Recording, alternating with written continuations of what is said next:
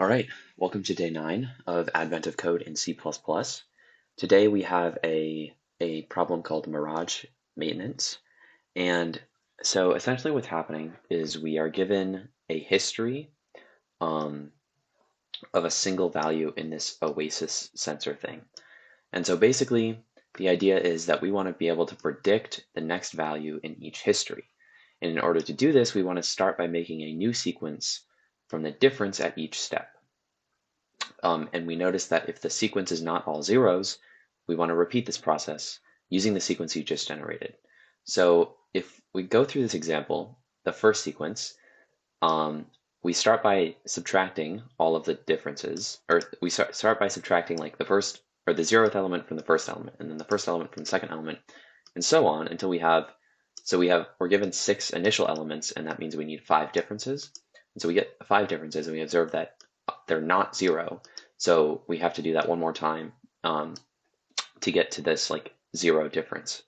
And then to extrapolate, it tells us how to do it. So basically we say, okay, we're going to add this 0 to the 3, and then A will become 3. And then we're going to add the 3 to the 15, and B will become 18. And this 18 is what we're looking for. And then we want to do it for the next sequence, right? So now we process the first one, and we can clearly see that the next value is going to be 18.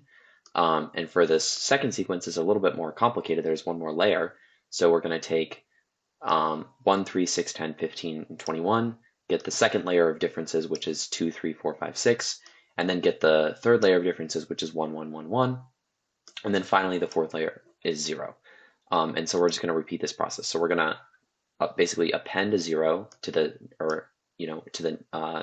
last layer, add it to the last element of the next layer, and then we'll get a 1, and then we're going to add that 1 to the last element of the layer above that, and we'll get 1 plus 6 equals 7, and then finally 7 plus 21 is 28, and that's our answer for the second value, or for the second history. And then we're going to do it for the third history, and then add all those extrapolated values together. Okay, so in order to do this, you might think about like a mathematical approach where like basically you can think, or you can see, or it can be shown that, basically the number of lines that you end up having after you zero all of the differences is equal to the degree of the polynomial that will fit this. So you could probably come up with a solution where you count how many lines it takes you to zero the differences, and then based on that, you could like fit a polynomial and then use that polynomial to predict the next element.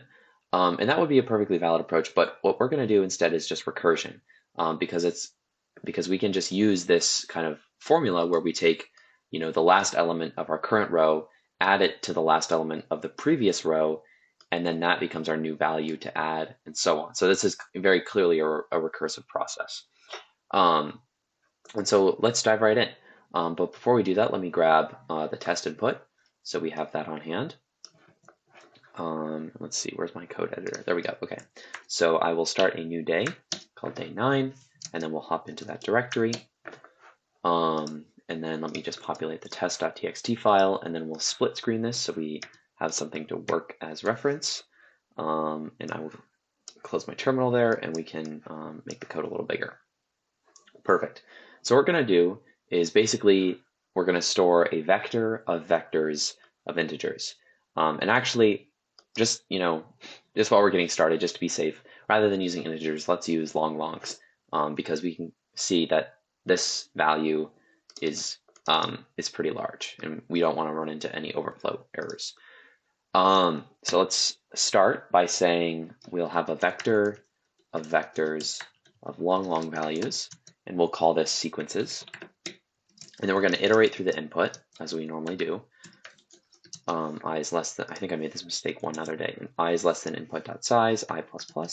And then we're going to initialize a vector of long values called the current sequence. And we're also going to keep track of the number that we're currently on. Great. And then we're going to say for int j is equal to 0, j is less than input I.size, j++. We're going to want to check if the current value or the current character is a digit. So we'll use the isDigit function from the standard library, and we'll say, we'll pass in the current character. And if it is a digit, then like usual, we just want to modify our current n value by multiplying it by 10, adding the adding the current character, and then subtracting the ASCII code for 0 so that we normalize it correctly. And then otherwise, so if it's just a space, we want to push the current n value, stored in cur n, onto the current sequence, and then we can reset everything and continue.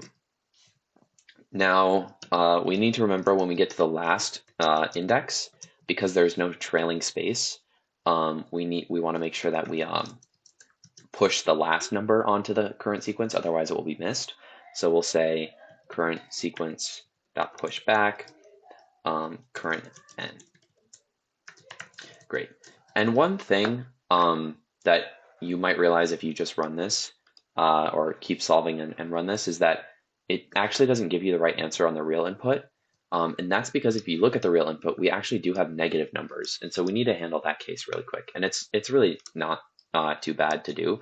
We just have to add an else if here and say if the current character is a negative sign, what we'll do is we'll keep a Boolean value called is negative, and we'll just set it equal to true. If that happens, so I'll define a Boolean up here called is negative, and it will default to false, of course.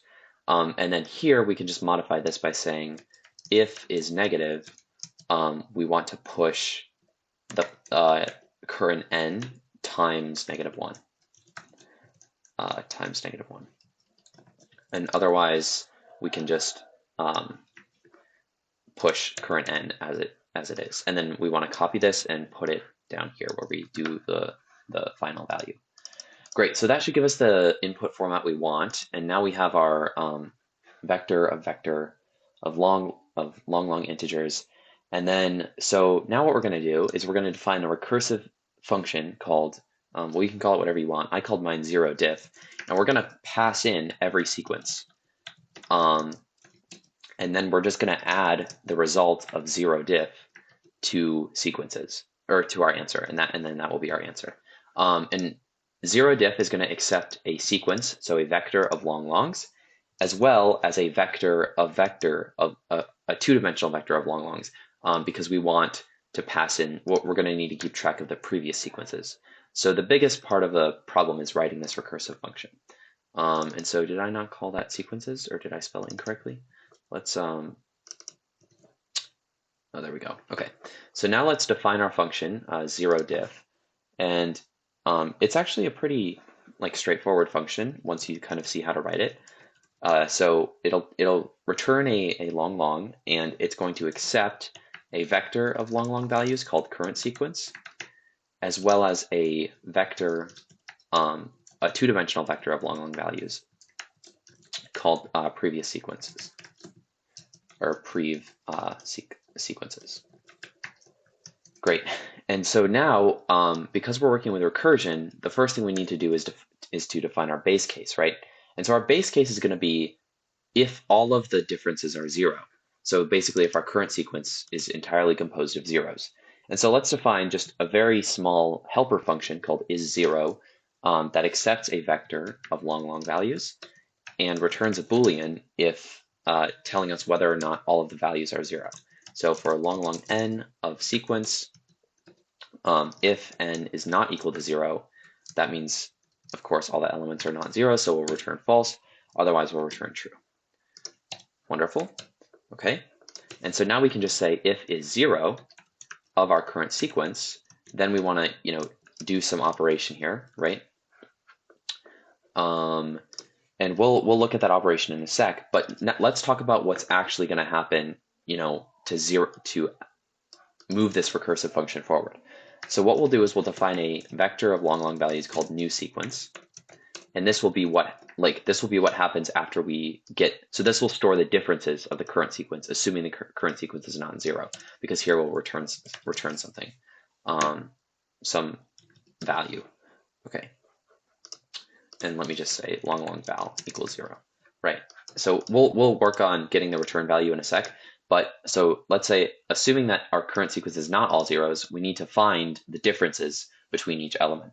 And so what we're going to do is we'll start an iterator at index 1, and it will go to the end of the vector. And we will just push the difference of current sequences at I, or current sequence at I, minus current sequence at I minus 1. And that this I minus 1 is why we have to start the iterator at 1 so that we don't go out of bounds. And then we'll also push the current sequence onto the previous sequences, because now we've kind of advanced like one step down the difference path, if that makes sense. So, and then we'll return 0 diff. So we'll call, this is the recursive part. We'll call it on new sequence and pass in previous sequences. Great. And now, so what we want to do if it is all zeros is basically work our way back up by doing that sort of summation operation, right? So we'll take the 0, add it to the 3, and then take the 3, add it to the 15, and then we'll get 18, right?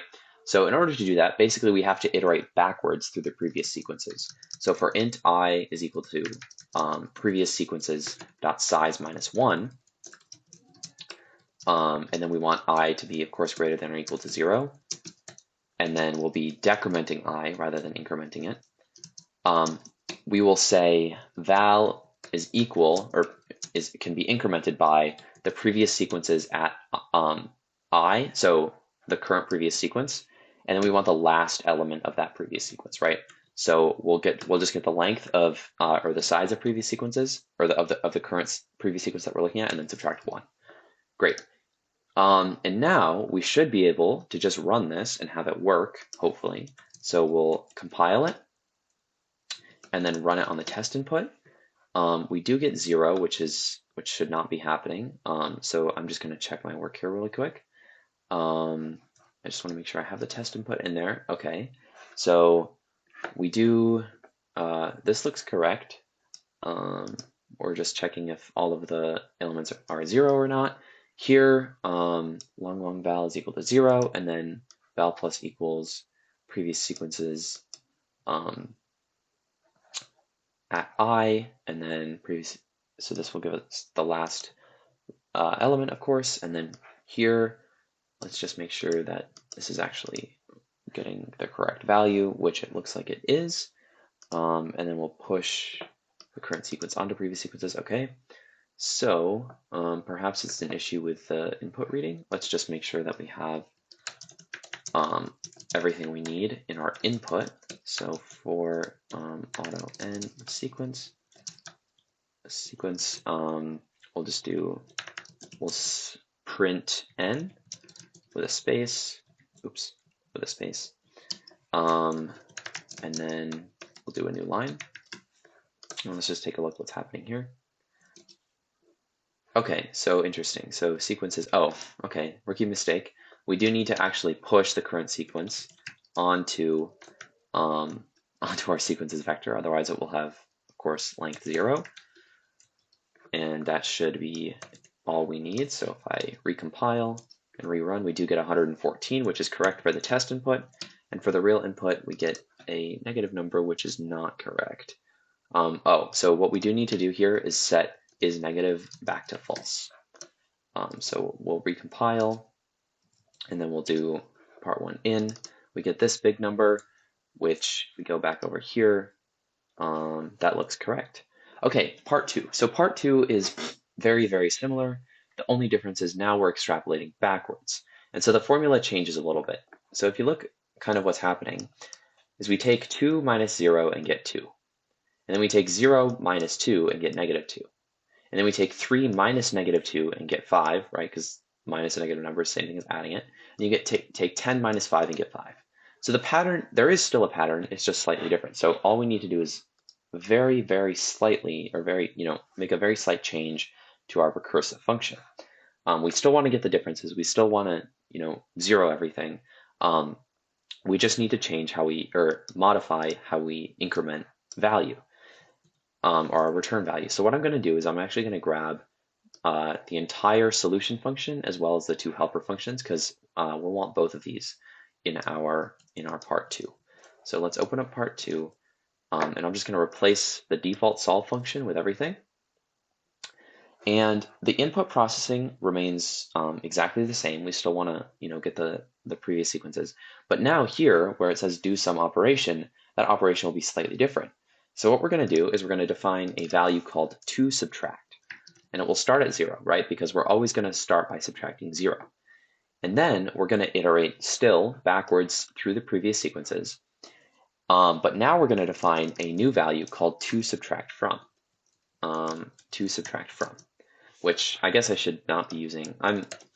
I switch between Python. I switch between a lot of languages, and so sometimes I develop bad habits with the casing, the camel case, or the underscores.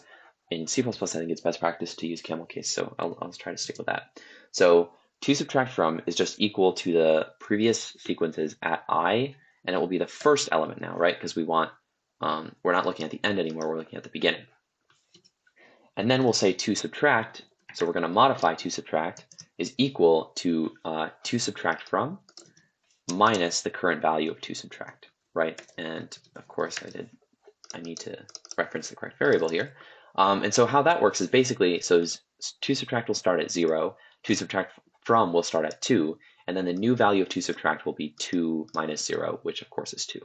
And then we're going to want to return toSubtract. And I believe that's all of the modifications we need to make. So if we go ahead and compile this and run it on the test input, we do get 2, which is correct. And then if we run it on the real input, or my real input, we get 1068, which is also correct. So I do hope this was all helpful. Please, if you have any questions, just leave them in the comments. And I will be back tomorrow on January 5th for day 10.